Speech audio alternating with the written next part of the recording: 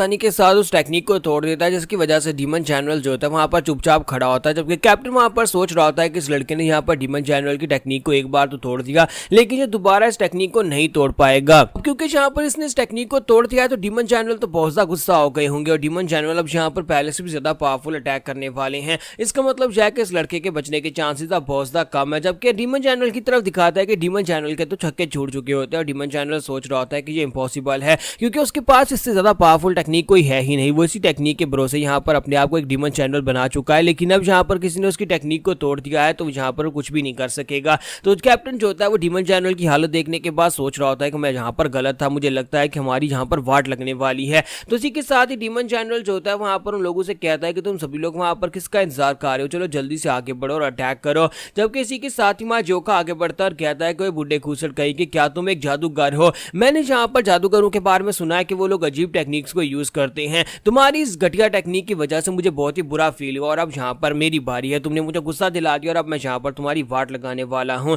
जबकि चैनल वहां पर सोच रहा होता है कि आज यहाँ पर चल क्या रहा है, इस लड़के की उम्र तो 20 साल भी नहीं होगी, ये तो 20 साल का भी नहीं है, इसके बावजूद इसने मेरी टेक्निक को इतनी आसानी से कैसे तोड़ दिया, क्योंकि shadow soul destruction demonic card एक बहुत ही पावरफुल टेक्निक है और इस टेक्निक को तोड़ना इस लड़के के लिए पॉसिबल नहीं था और अब ये लड़का गुस्से में मेरे पर अटैक करने के लिए आगे बढ़ने वाला है। तो डिमोनिक जनरल जो होता है अपने लोगों से कहता है कि ब्लैक शैडो कॉर्प्स के लोगों जल्दी से आगे बढ़ो, वहां पर खड़े खड़े वेट किसका कर रहे हो, मैं चाहता हूं कि सभी लोग एक साथ मिलकर इस लड़के के ऊपर अटैक करो। जबकि कैप्टन जो होता है वहां पर अंदर ही अंदर सोच रहा होता है घटिया इंसान कहीं का, ये चाहता है कि हम लोग आगे बढ़कर अटैक करें, जबकि ये खुद इस लड़के को नहीं रोक पाया तो हम लोग यहाँ पर क्या ही कर पाएंगे। फिर साथ ही वो कहता है लेकिन मुझे ऑर्डर्स को फॉलो करना ही पड़ेगा और साथ ही वो अपनी ब्लैक शैडो कॉर्प्स से कहता है कि सभी सोल्जर्स मेरी बात को ध्यान से सुनो, जल्दी से आगे बढ़ो और इस लड़के के ऊपर जाकर अटैक करो, इस लड़के को मार डालो। और सभी लोग जो होते हैं मिलकर अटैक करने के लिए आगे बढ़ते हैं। तो वो सभी लोग बड़ी तेजी के साथ भागते हुए आगे की तरफ बढ़ते, जबकि जोखा उनसे कहता है कि ये क्या तुम लोग यहाँ पर फिर से मेरे पर अटैक करने के लिए आगे बढ़ रहे हो, जबकि तुम्हारा जनरल कुछ नहीं कर पाया, तुम लोग क्या कर पाओगे। और हमारा जोखा जो होता है वहीं पर से अपनी तलवार घुमाता है और उनके ऊपर कट्स लगाना स्टार्ट करता है। डिमोन जनरल जो होता है वहां पर से पीछे की तरफ हट रहा होता है।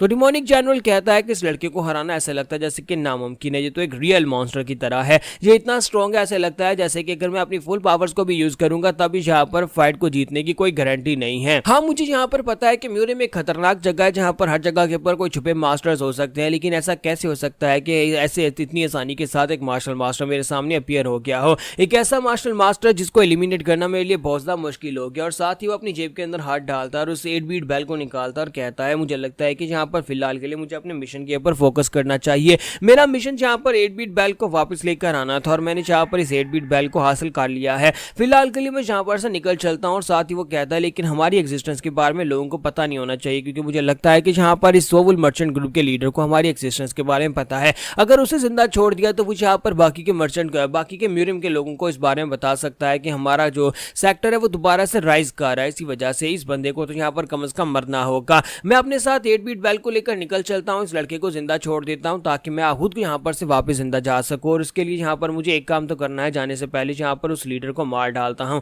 तो उसी के साथ ही वहां पर से जो डीमन जनरल होता है ऊपर की तरफ जंप करता है और कहता है कि मैं अपने मिशन को पूरा करूंगा, मेरे लिए यहाँ पर 8 बीट बेल को वापस पहुंचाना बहुत ज्यादा जरूरी है, इसी वजह से कैप्टन तुम यहाँ पर रुकोगे और अपने सोल्जर्स की मदद से इन्हें रोकोगे जब तक मैं यहाँ पर से निकल नहीं जाता। और साथ ही वो अपने पास से अपना एक बॉम्ब निकालता और कहता है कि यहाँ पर इस बेल की जो ट्रांसपोर्टेशन है बहुत ज्यादा जरूरी है और साथ ही यहाँ पर जितने भी लोग हैं उन सभी लोगों को मारना भी जरूरी है ताकि हम लोग सबूत मिटा सके और किसी को हमारे बारे में पता ना हो। और वहीं पर से वो अपने बॉम्ब को सामने की तरफ थ्रो करता है जो कि सीधा उठता हुआ जाकर सोवुल मर्चेंट की बॉडी में लगता है, जिसकी वजह से सोवुल मर्चेंट जो होता है पूरी तरह जख्मी होकर गिर जाता है। उसकी बेटी भागती हुई उसकी तरफ आगे बढ़ती है और कहती है फादर क्या आप ठीक हैं। तो फादर कहता है कि ये क्या लगता है कि फाइनली अब मैं यहाँ पर मरने वाला हूँ। दूसरी तरफ माँ जोका जो होता है उसे कहता है घटिया लोगों तुम लोगों की हिम्मत कैसी भी यहाँ पर ये सब कुछ करने की। तो सोल भी कहता है कि अब तुम यहाँ पर खुद ही गिव अप कर दो वरना मैं तुम सभी लोगों को बहुत ही बुरी तरह से मारने वाला हूँ। जबकि कैप्टन जनरल उसे कहते हैं कि लड़के तुम्हें क्या लगता है कि तुम यहाँ पर मुझे रोक पाओगे, मैं यहाँ पर अपने मिशन को पूरा करूंगा।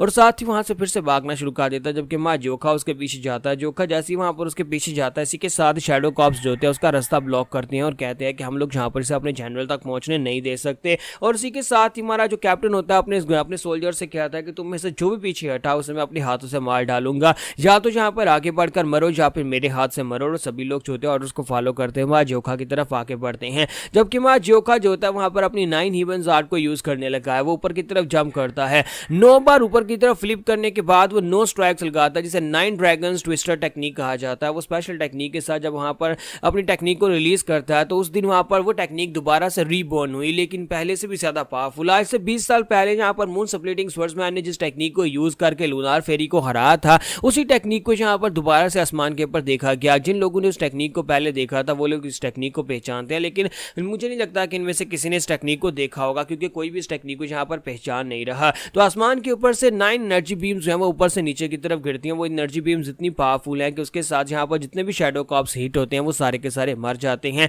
लेकिन वो डीमन जनरल जो है वहां पर से वक्त रहते निकल जाता है और साथ ही कैप्टन भी वहां पर से बचकर निकल जाता है। तो अब जहां पर उनके सामने ये सभी लोग बेबस थे, तो कैप्टन वहां पर सोच रहा होता है क्या है, जहां पर ग्रैंड डीमन जनरल के सामने नहीं कुछ कर पाया तो मैं यहां पर क्या कर पाऊंगा। और वो भी वहां पर से भाग जाता है और कहता है कि उसके भागने के बाद मेरा भागना तो बनता है। जबकि डीमन जनरल वहां से भागकर जा रहा था और कहता है कि मुझे जल्दी से जल्दी वापस जाकर अपने लोगों को इस बारे में बताना होगा कि जियांगू के अंदर मॉन्स्टर्स भरे पड़े हैं। एक बच्चा जिसकी उम्र 20 साल भी नहीं है कि वो यहाँ पर एक ऐसी टेक्निक के साथ हम डीमंस को मार सकता है जिस टेक्निक्स के बारे में हमने सुना भी नहीं, वो इतनी पावरफुल टेक्निक्स हैं।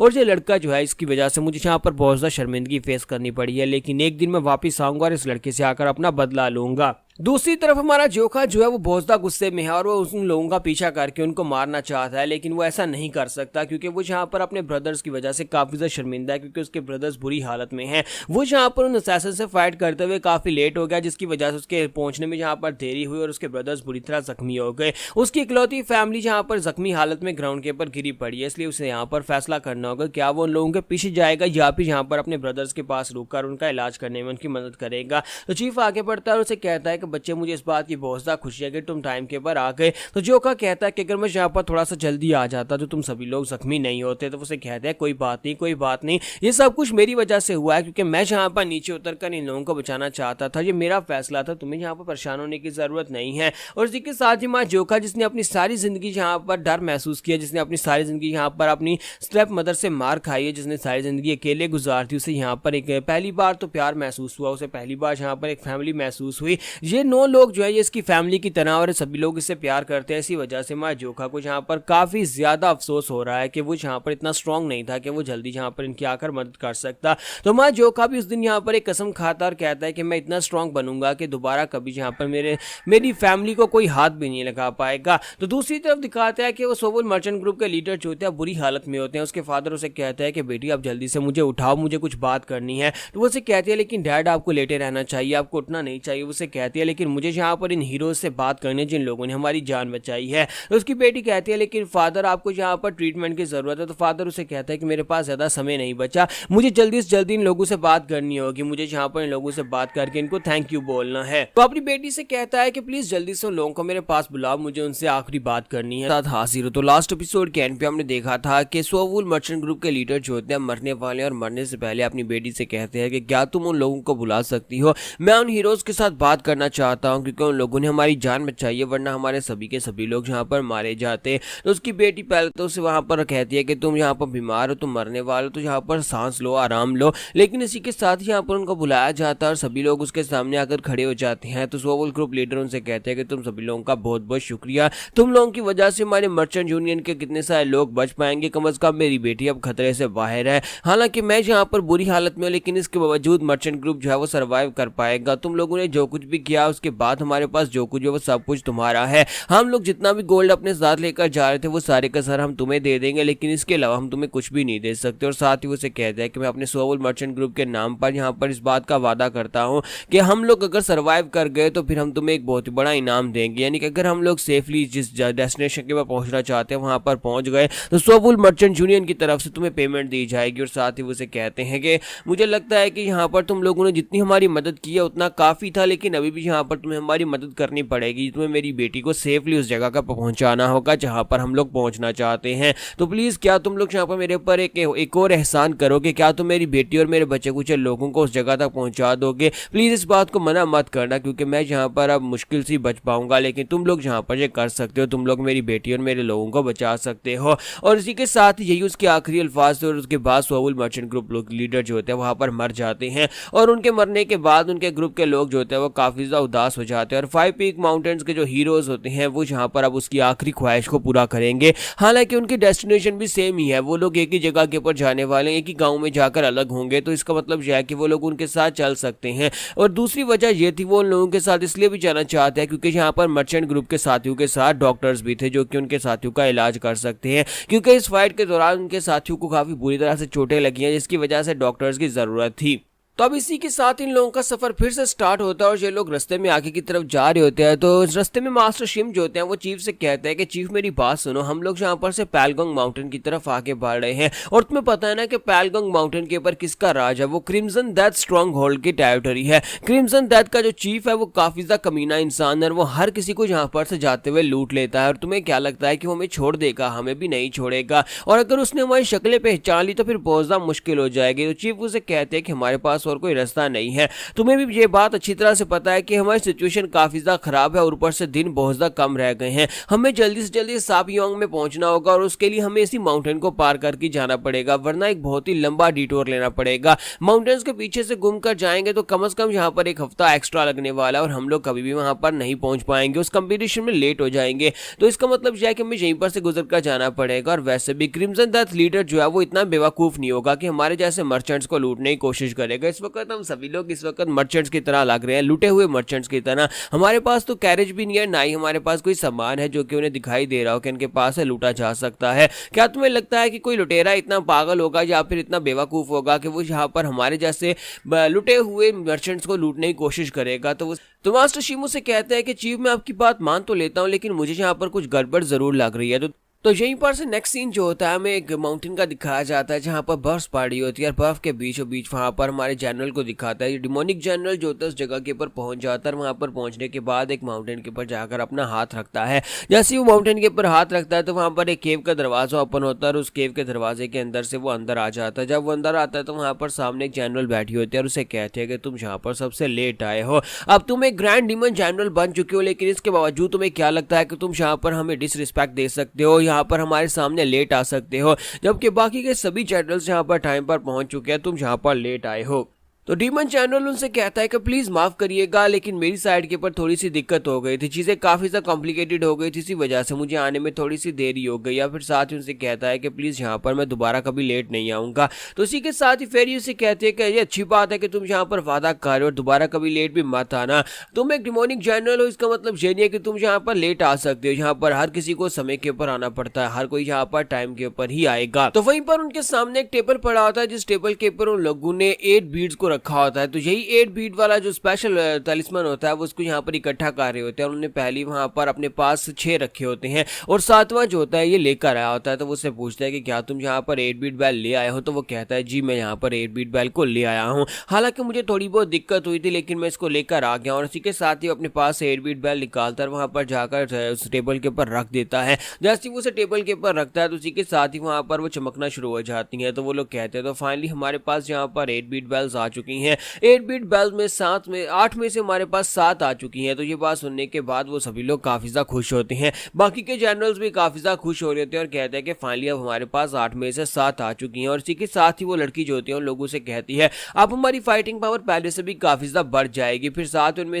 उन डीमन जनरल्स में से एक जनरल जो होता है उन लोगों से कहता है कि आप सभी को पता है ना कि आज की मीटिंग किस लिए रखी गई है? आज हम सभी लोग यहाँ पर इसलिए बैठे हैं ताकि हम लोग गैलेक्सी मैनर के जो गैलेक्सी मास्टर हैं उसे हम लोग नया ग्रैंड डीमन जनरल बना सकें। उसे यहाँ पर प्रमोट किया गया है, उसे यहाँ पर नया डीमन जनरल बनने के लिए उसका नाम दिया गया है। तो क्या आप लोगों को लगता है कि हमें यहाँ पर एक 7 डीमन लॉर्ड की जरूरत है? हमारे पास पहले यहाँ पर 6 डीमन जनरल्स हैं और अगर उस गैलेक्सी मैनर के मास्टर को भी डीमन लॉर्ड बना दिया क्या तो फिर हमारे पास 7 हो जाएंगे। तो दूसरा उसे कहता है क्या वाकई में यहाँ पर 7वें डीमन जनरल की जरूरत भी है? मुझे लगता है कि 6 काफी है। फिर उनमें से एक कहता है कि हाँ मुझे भी लगता है कि यहाँ पर हमें 7वें की जरूरत बिल्कुल भी नहीं है। हम लोग यहाँ पर अपनी heavenly demon king soul summoning festival को जल्दी से स्टार्ट करते हैं और अपनी मास्टर को वापस बुलाते हैं। तो इसी के साथ ही वो लोग आपस में यहाँ पर बहस कर रहे होते हैं इस बात के ऊपर कि क्या उन्हें यहाँ पर एक 7वें डीमन जनरल की जरूरत है या नहीं है। सभी लोग आपस में बहस कर रहे होते हैं, जिस पर वो लड़की उनसे कहते हैं कि तुम सभी लोग यहाँ पर मजाक कर रहे हो, जहाँ पर जो भी फैसला होगा वो हमारी कमांडर की तरफ से होने वाला है, यानी कि हमारी जो सेक्टर लीडर है उनकी तरफ से होने वाला है।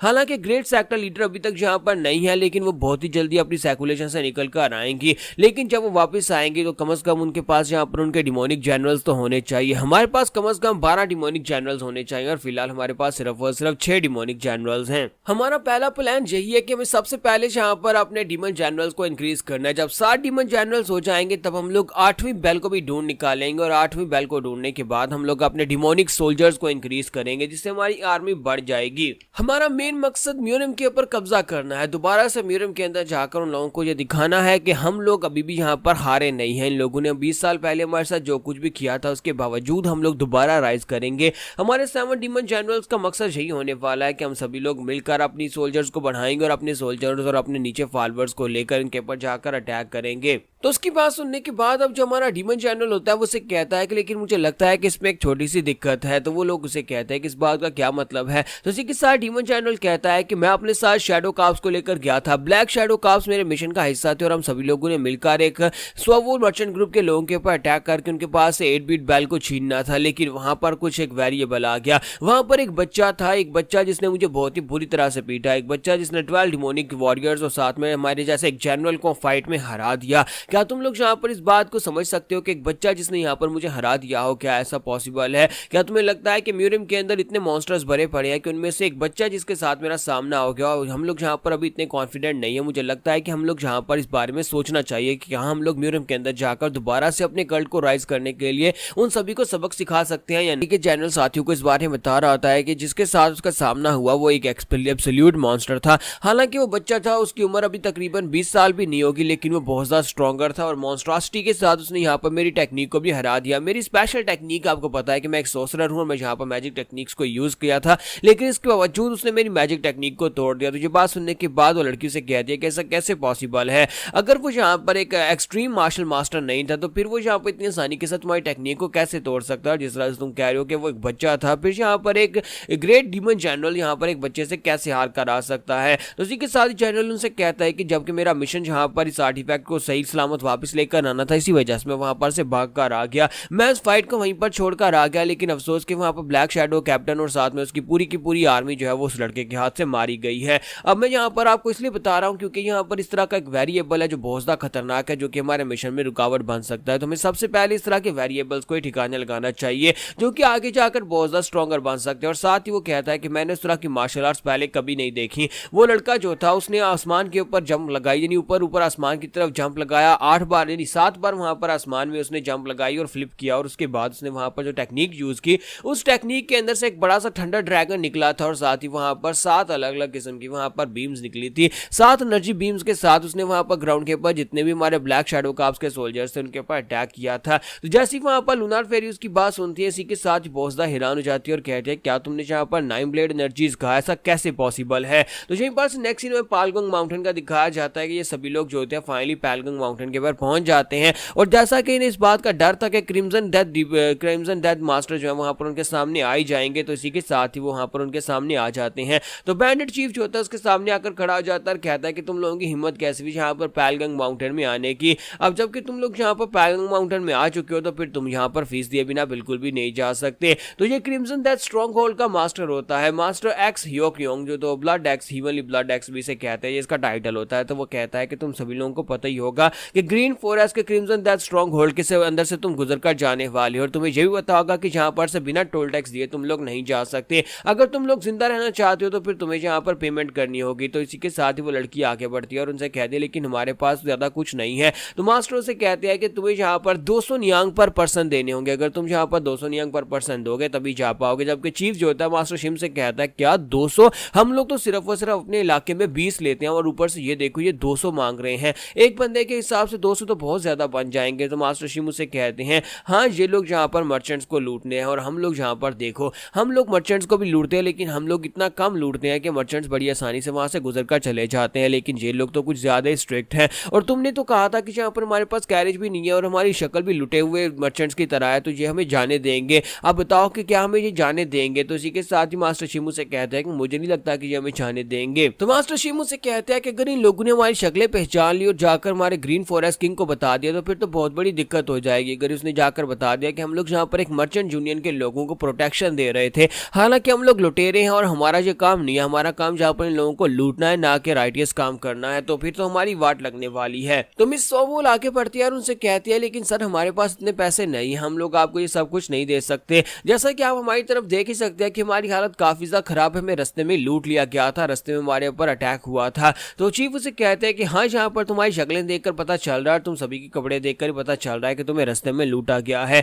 तो मिस सोवल उनसे कहती है तो प्लीज सर, क्या आप हमें यहाँ पर फिलहाल के लिए जाने दे सकते हैं? हम लोग इस बात को समझते हैं कि आप लोग यहाँ पर से टोल टैक्स लिया बिना किसी को जाने नहीं देते, लेकिन हमें फिलहाल के लिए जाने दे, क्योंकि हमारे पास कुछ भी नहीं है, हमारे पास तो कुछ है ही नहीं। तो चीफ उसे कहते हैं कि तुम यहाँ पर ये चाहते हो कि मैं तुम्हें चुपचाप यहाँ पर से जाने दूं, लेकिन ऐसा कभी नहीं होता, हम लोग यहाँ पर तुम्हें जाने नहीं दे सकते। फिलहाल के लिए तो ग्रीन फॉरेस्ट के अंदर यहाँ पर एक कंपटीशन होने वाला है, जिसके लिए मुझे बहुत सारे फंड्स की जरूरत है, और मैं क्योंकि वहां पर जाने वाला हूँ, उस फाइट का हिस्सा बनने वाला हूं, इसी वजह से मुझे यहाँ पर कुछ भी हो, जो भी तुम्हारे पास है वो सब कुछ दे दो, हमारे लिए चल जाएगा। तो वो कहता है कि तो अगर तुमने ज्वेलरी पहन रखी है तो वही उतार कर दे दो। तो इसी के साथ ही वो लड़की उनसे कहती है लेकिन हमारे पास तो कुछ भी नहीं है, मैंने कहा ना कि हमें पहले से लूट लिया गया है, रास्ते में हमारे बहुत ही बुरी तरह से लूटा गया था। तो इसी के साथ ही चीफ कहता है तो फिर ठीक है, मैं यहाँ पर तुम सभी को मारकर तुम सभी के गुर्दे बेच दूंगा, हो सकता है तो तुम सभी लोगों की आंखें बेच दूंगा, तुम्हारा लीवर बेच दूंगा, जो भी मैं यहाँ पर बेचने को मिलेगा वो बेच दूंगा, ताकि हमें यहाँ पर पैसे मिल सके। तो उसका वाइस चीफ जो होता है वो कहता है हाँ क्यों नहीं, क्यों ना मैं वहां पर नीचे जाऊं और जाकर एक आधे को मार डालूं, ताकि हो सकता है कि बाकी के सभी लोग खुद ही पैसे निकाल कर दे दें।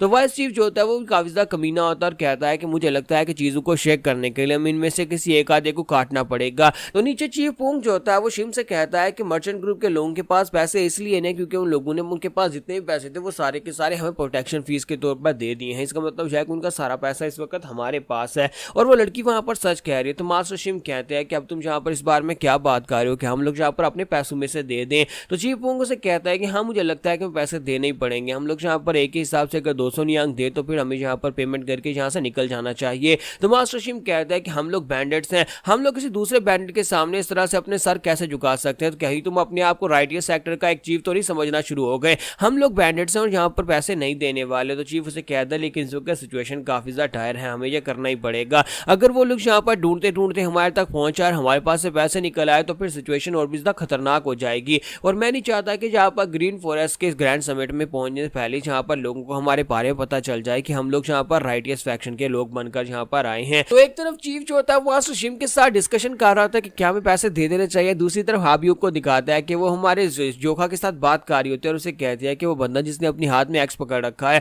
जरा उसकी शक्ल की तरफ देखो, क्या उसका शक्ल तुम्हें ऐसा नहीं दिखाई देता कि जैसे कि एक चूहे ने अपने मुंह में डंपलिंग पकड़ रखा हो? तो हमारा जोखा जो होता है उसे कहता है कि हाँ तुमने बिल्कुल ठीक कहा, मुझे लगता है कि एक ऐसा डंपलिंग जिसके ऊपर फंगस लगा है, जरा उसका चेहरा तो देखो, यानी उसकी जो दाढ़ी है वो फंगस की तरह ही लग रही है। और तो जैसी हमारी हाबियों और हमारा जोखा जो होता है वो एक दूसरे से बात करते हैं, इसी के साथ ही पीछे उनके बाकी के लोग भी मजाक करना शुरू कर देते हैं। तो यहाँ पर चुलसान और हाइयो चाहिए उनको दिखाता है कि वो दोनों भी आपस में गप्पे लगा रहे होते हैं, जबकि हमारा चीफ पुंग और मास्टर शिम जो होते हैं वो दोनों वहां पर पैसों के बारे में डिस्कशन कर रहे होते हैं। तो बाकी के सभी लोग तो वहां पर हंसना शुरू कर देते हैं क्योंकि वो आपस में मजाक कर रहे होते हैं। तो इसी के साथ ही वहां पर ऊपर खड़े चीफ जो होते हैं और वाइस चीफ जो होते हैं उन लोगों को लगता है जैसे कि उनका मजाक उड़ाया जा रहा है, वो सभी लोग यहाँ पर उन्हीं के बारे में बातें कर रहे हैं। तो इस बात से वो लोग भी काफी ज्यादा हैरान हो जाते हैं और कहते हैं कहीं ये लोग पागल तो नहीं है, इन लोगों ने अचानक से हंसना क्यों शुरू कर दिया है? तो वाइस चीफ कहता है बेवकूफ कहीं के, इन लोगों की हिम्मत कैसे भी यहाँ पर हमारे इलाके में आने के बाद हमारे ऊपर हंसने की, मौत इनके सामने खड़ी है लेकिन ये लोग यहाँ पर हमारे ऊपर हंस रहे हैं। और इसी के साथ ही वो कहता है कि बेवकूफो, लगता है कि तुम लोग मरना चाहते हो, क्या तुम्हें दिखाई नहीं दे रहा कि तुम लोग इस वक्त कहाँ पर? और साथ ही वहां पर जैसे हमारा मास्टर शिम जो होता है अपने पास से गोल्ड की थैली निकालता है ताकि उन्हें यहाँ पर पैसे दिए जा सके। इसी के साथ ही वहां पर चीफ कहता है कि तुम लोगों के पास पैसे और तुम लोगों ने क्रिम्सन डेथ स्ट्रॉन्ग होल्ड के लोगों के साथ झूठ बोला, तुम्हारी हिम्मत कैसे भी यहाँ पर हमसे झूठ बोल रहे? कि तुम इस सोवुल उसे कहते हैं कि सर मैंने तो कोई झूठ नहीं बोला, ये सारे का सारा गोल्ड तो इन लोगों का है, मर्चेंट ग्रुप का नहीं है, मर्चेंट ग्रुप के लोग तो सिर्फ हम लोग हैं, हमें यहाँ पर रास्ते में लूटा गया था और ये राइटियस फैक्शन के लोग हमें यहाँ पर मदद दे रहे हैं और इसलिए हमने ये सारा गोल्ड इनको दे दिया है। तो इसी के साथ ही चीफ आके बढ़ता है, सॉरी वाइस चीफ आके बढ़ता है और कहता है कि तुम लोगों ने यहाँ पर हमारा मजाक उड़ाया और साथ ही तुम लोगों ने हमसे झूठ बोला, इसका मतलब यह है कि अब मैं तुम्हें से एक दो को मारकर जहाँ पर तुम्हें दिखाता हूँ क्या है सिचुएशन कितनी ज्यादा खतरनाक है और तुम लोग इस वक्त कौन से स्ट्रॉन्ग होल्ड के अंदर हो। तो वाइस चीफ उनसे कहता है कि हम लोगों ने तुम्हें पहले ऑफर की थी कि 200 नियांग पर पर्सन दो और चुपचाप यहाँ पर से निकल जाओ, लेकिन अब वो डील खत्म हो चुकी है, अब तुम्हें यहाँ पर तुम्हारे पास जो कुछ भी है वो सब कुछ देना होगा और उसके बाद भी हम तुम्हें मार डालेंगे। तो गुस्सा हो जाता है और कहता है कि तुम लोगों के पास पैसे थे और तुम लोगों ने हमसे झूठ बोला, तुम लोगों की हिम्मत कैसे हुई जहाँ पर मुझसे झूठ बोलने की, अब मैं तुम में से किसी एक को भी नहीं छोड़ने वाला। और इसी के साथ गुस्से के साथ उन सभी लोगों से कहता है कि अब तुम सभी लोग जहाँ पर इसी जगह के पर ही मरने वाले हो। लेकिन अब जबकि तुम लोगों ने यहाँ पर झूठ बोला और साथ ही उनसे कहता है कि यहाँ पर वो बातें कर रहा था, यानी काफी सारी उनके साथ बातें कर रहा था और उनसे कहता है कि तुम लोगों ने यहाँ पर हमारा मजाक भी उड़ाया, जिसके ऊपर मैं तुम में से एक दो को तो मारने वाला हूँ। लेकिन इसी के साथ एक गोल्डन सिक्का जो होता है उड़ता हुआ सीधा आता है और आकर उसके माथे के ऊपर आकर लगता है, जिसकी वजह से वहीं पर ग्राउंड के ऊपर गिर जाता है। दूसरी तरफ हमारे मास्टर शिम जो होता है वो अपने पैसों के थैले की तरफ देखते हैं कि उसके अंदर वहां पर एक भी गोल्डन सिक्का नहीं होता। वो कहता है कि सारे का सारा गोल्ड कहां पर चला गया। तो जैसे वहां पर दिखाते हैं कि वो गोल्ड देख रहे होते हैं, वहां पर गोल्ड एम्प्टी होता है और दूसरी तरफ यहाँ पर वाइस चीफ जो होता है पीछे जाकर पेड़ के साथ टकराता है, वहीं पर गिरकर बेहोश हो जाता है। तो ये देखने के बाद चीफ जो होता है नीचे की तरफ देखता है और कहता है कि ये कैसे हुआ, किसने किया, कहां पर से अटैक हुआ। वहां पर सभी लोग नीचे खड़े हैं, लेकिन अटैक किसने किया? अभी भी यहाँ पर कोई चीज उसके साथ टकराई वाइस चीफ के साथ और वाइस चीफ इसी वजह से गिरा है।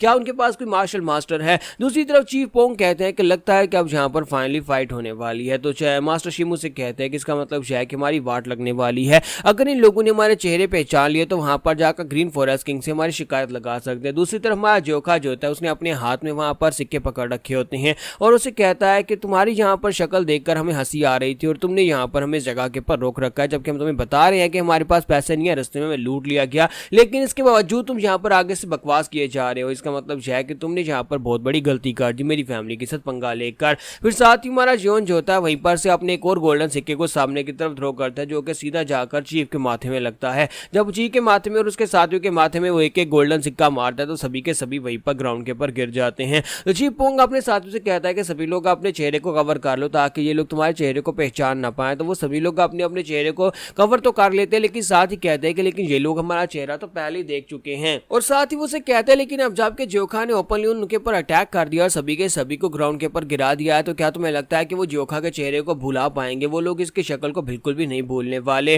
तो यहाँ पर स्ट्रॉन्ग होल्ड को हराने के बाद यहाँ पर से आगे की तरफ बढ़ जाते हैं, लेकिन साथ ही यहाँ पर क्योंकि स्ट्रॉन्ग होल्ड के जितने भी वॉरियर्स थे वो सारी के सारी टेक आउट हो चुके हैं, उन सभी को हरा दिया गया है। तो उसका मतलब यह है कि वो इस ग्रैंड समिट का हिस्सा नहीं बन पाएंगे। यहाँ तक कि यहाँ समिट स्टार्ट होने से पहले, इस कंपटीशन के स्टार्ट होने से पहले एक पूरे का पूरा स्ट्रॉन्ग होल्ड जो है पूरी तरह से एलिमिनेट हो चुका है। हमारे जोखा ने पहले यहाँ पर एक स्ट्रॉन्ग होल्ड को एलिमिनेट कर दिया, जिसकी वजह से अब यहाँ पर उन्हें कम स्ट्रॉन्ग होल्ड के साथ फाइट करना पड़ेगी। लेकिन जहाँ पर चीफ जो था उसने उनकी शक्लें पहचान ली और वो जहाँ पर ग्रीन फॉरेस्ट किंग के सामने जाकर उससे लाजमी जाकर इस बात की शिकायत करने वाला है। एक बार से नेक्स्ट सीन फिर से हमें डिमोनिक सेक्टर का दिखाया जाता है, जहाँ पर हमारा डीमन जनरल जो था उसने वापस आने के बाद उस लड़के के बारे में बताया था, उसके बारे में डिटेल्स बता रहा था, मार्शल आर्ट्स के बारे में बता रहा होता है। तो ये बात सुनने के बाद उस फेरी जो होती है उसे कहती है कि तुमने जहाँ पर क्या कहा, तुमने कहा कि वो लड़के ने आसमान में 7 बार ऊपर फ्लिप किया, फिर साथ ही वहां पर 7 एनर्जी बीम्स आसमान के ऊपर से दिखाई दी। तो जनरल से कहता है जी मैम बिल्कुल ऐसी बात थी, मैंने खुद वहां पर अपनी आंखों से देखा है। हालांकि वो लड़का बहुत ज्यादा यंग है, उसकी उम्र अभी 20 साल भी नहीं होगी, लेकिन उसने ऐसा ही किया था। उस आसमान में जाकर उसने जिस टेक्निक को परफॉर्म किया वहां पर थंडर लाइटनिंग का बना हुआ एक बड़ा सा ड्रैगन निकला था।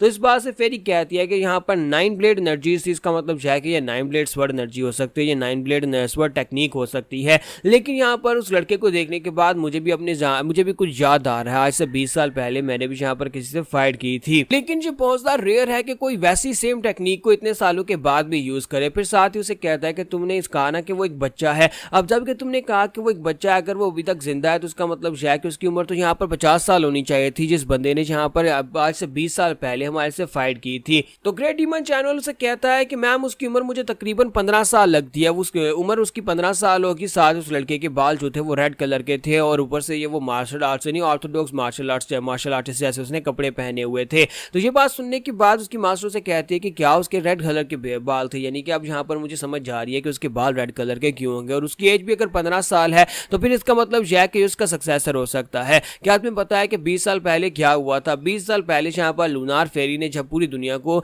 टेक ओवर करने की कोशिश की थी, उस वक्त उसके ऊपर एक ऐसी मास्टर ने अटैक किया था। नैमगोंग क्लैन का यंग मास्टर था और उसके साथ साथ वहां पर एक और यंग मास्टर था जो कि वारियोंग मैनर से था। वारियोंग मैनर का यंग मास्टर योन जो था उसने आकर अटैक किया, तो दोनों ने मिलकर जहां पर लूनार फेरी को हराया था। लेकिन उस लड़के की अकेले की पावर जिसे 9 स्वर्ड टेक्निक कहा जाता है, उस टेक्निक की वजह से वो बहुत ज्यादा फेमस हो गया था। लूनार फेरी को हराने के बाद उसे मून स्प्लिटिंग स्वर्ड्समैन का नाम दिया गया था। उस लड़के के बाल भी रेड कलर के थे और वो भी उस वक्त बहुत ज्यादा एक्सेप्शनल था। और अगर देखा जाए तो 20 साल गुजरने के बाद ये लड़का उसका सक्सेसर हो सकता है, यानी कि ये उसका बेटा हो सकता है, जिसकी वजह से उसकी सेम टेक्निक टेक्निक को यूज कर रहा है और ऊपर से रेड कलर के बालू को इतनी आसानी से बुलाया नहीं जा सकता। फिर साथ ही वो मास्टर कहते हैं कि 12 डिमोनिक जनरल्स और सोल्जर्स को जल्दी से बनाने का काम किया जाए, क्योंकि हमें यहाँ पर जल्दी से जल्दी अपनी पावर्स को बढ़ाना होगा। अगर म्यूरियम में वाकई में यहाँ पर उस बंदे का बेटा आ चुका है जो कि इतना स्ट्रॉन्गर है, तो फिर हमें जल्दी से जल्दी कुछ ना कुछ करना पड़ेगा। लेकिन मैंने सुना था कि वारियोंग मैनर का वो मास्टर मर चुका है, मून स्प्लिटिंग स्वर्ड्समैन मर चुका है, तो इसका मतलब जैकी जी उसका बेटा ही हो सकता है। तो एक बार जब हम लोग यहाँ पर म्यूरियम के अंदर जाएंगे तो वहां पर जाने के बाद वही दिन होगा जिस दिन मैं यहाँ पर नैमगोंग क्लैन और वारियोंग मैनर के लोगों से अपना बदला लेने वाली हूँ। मैं इन लोगों से बदला लूंगी और हिस्ट्री में, म्यूरियम की हिस्ट्री से इन लोगों का नामो निशान मिटा दूंगी। दूसरी तरफ दिखाता है कि मैं ज्योका अपने साथियों के साथ आगे की तरफ बढ़ रहा था और सभी लोग यहाँ पर उस जगह के ऊपर पहुंचने वाले हैं। मान सापियों के करीब एक गांव होता है जहां पर सभी के सभी बैंडर्स जो होते हैं आकर जमा होते हैं, क्योंकि ग्रीन फॉरेस्ट के बैंडर्स के लिए ये समिट जो है ये बहुत ज्यादा जरूरी है। तो इसी गांव के अंदर आकर सारे के सारे बैंडर्स इकट्ठे हो रहे होते हैं। हालांकि यहाँ पर ये सारे के सारे लुटेरे हैं, लेकिन इस गांव के अंदर आने के बाद कुछ रूल्स को भी फॉलो करना पड़ेगा। ग्रीन फॉरेस्ट की तरफ से यहाँ पर जितने पावरफुल फोर्सेज हैं वो एक दूसरे को चेक एंड बैलेंस में रखते हैं ताकि ये लोग यहाँ पर खून खराबा ना करें और यहाँ पर रहने वाले आम निर्दोष लोग जो उनके साथ ज्यादा बदतमीजी ना करें या फिर उन लोगों को डिस्टर्ब ना करें। तो अब क्योंकि यहाँ पर डिफरेंट स्ट्रॉन्ग होल्ड्स के ऊपर से डिफरेंट लोग आए हुए हैं, तो यहाँ पर तकरीबन जो है हर एक सेक्टर का चीफ और वाइस चीफ और साथ में उनकी जितनी पावरफुल फोर्सेज हैं वो सारी यहाँ पर आई हुई हैं। तो एक लड़का अपने मास्टर से कह रहा था कि ग्रैम्स देखो यहाँ पर कितने सारे बैंडर्स आए हुए हैं इस गांव के अंदर, तो हर जगह के ऊपर ग्रीन फॉरेस्ट के बैंडर्स ही बैंडर्स हैं। ये तो सिर्फ और सिर्फ एग्जीक्यूटिव्स हैं। अगर यहाँ पर इन सभी लोगों की ओरिजिनल ऑर्गेनाइजेशन के सभी लोग आ जाएं तो ऐसा लगेगा ग्रीन फॉरेस्ट के लोग अपनी एक आर्मी बना रहे हैं। तो यहीं पर एक और बैंडर को दिखाता है कि उसका साथी उसे कहता है कि बॉस वहां पर देखो सामने कुछ इडियट्स भी आ रहे हैं, इन लोगों को देखो। मुझे लगता है कि ये लोग यहाँ पर इस तरह के कपड़े इसलिए पहनकर आए होंगे ताकि किसी की नजर में ना आए। इन लोगों ने यहाँ पर राइटियस मास्टर्स के कपड़े पहने हुए हैं ताकि अपने आप को छुपाकर यहाँ तक पहुंच सके। लगता है किसी छोटे से सेक्टर से आए होंगे, किसी छोटे से स्ट्रॉन्ग होल्ड के ऊपर से आए होंगे। मैंने सुना है कि ग्रीन फॉरेस्ट अपनी टेरिटरी को एक्सपैंड करने के लिए इस बार किसी को भी यहाँ पर अपने ग्रीन फॉरेस्ट का हिस्सा बना रहा है, लेकिन इसके अंदर ज्यादातर तो बच्चे हैं और इनके साथ जो ज्यादा बाकी के लोग हैं वो सारे के सारे रेगाटेक ग्रुप के लोग हैं। यानी कि अगर यहाँ पर इस कंपटीशन में हमारा सामना इन लोगों के साथ होता है तो मुझे लगता है कि हम लोग बड़ी आसानी के साथ इस फाइट को जीत जाएंगे और ये फाइट हमारी हो जाएगी। तुम इस बारे में क्या सोचते हो? क्या तुम्हें नहीं लगता कि यहाँ पर सिर्फ और सिर्फ ग्रीन फॉरेस्ट के लोग हेड काउंट करने की कोशिश कर रहे हैं? तो उसका बॉस उसे कहता है कि मुझे लगता है कि तुम्हें अभी भी यहाँ पर बहुत ज्यादा काम करने की जरूरत है। म्यूरियम के अंदर रहते हुए तुम्हें यहाँ पर छुपे हुए मास्टर्स को पहचानने की जरूरत है। अगर तुम इसी तरह यहाँ पर सोचते रहे, तुम यहाँ पर इसी तरह उन लोगों का सामना करने के लिए किसी फाइटिंग में चले गए तो फिर तुम यहाँ पर वक्त से पहले मारे जाओगे। क्या तुम वहां पर देख रहे हो उन लोगों को? उनका ग्रुप बहुत ज्यादा कमजोर लग रहा है, लेकिन क्या तुम वो सुरख बालू वाले लड़के को देख रहे हो? अगर तुम यहाँ पर ज्यादा लंबे अरसे तक जिंदा रहना चाहते हो तो उस लड़के के साथ पंगा बिल्कुल ही मत लेना और दुआ करना कि कंपटीशन में तुम्हारा सामना उस लड़के के साथ ना हो जाए, क्योंकि अगर तुम्हारा सामना उस लड़के के साथ हो गया तो फिर तुम यहाँ पर फाइट शुरू होने से पहले ही हार जाओगे। तो उसका साथी उसे कहता है कि बॉस वो तो सिर्फ एक बच्चा है, तुम उसके बारे में ऐसा कैसे कह सकते हो? तो वो उसे कहता है कि हाँ वो एक बच्चा है, लेकिन मुझे यहाँ पर उसे देखकर ही पता चल रहा है कि वो एक मॉन्स्टर है। तो यहाँ पर हमारी एपिसोड 49 का एंड होगा और नेक्स्ट एपिसोड में हम लोग देखेंगे कब यहाँ पर कंपटीशन स्टार्ट होगा।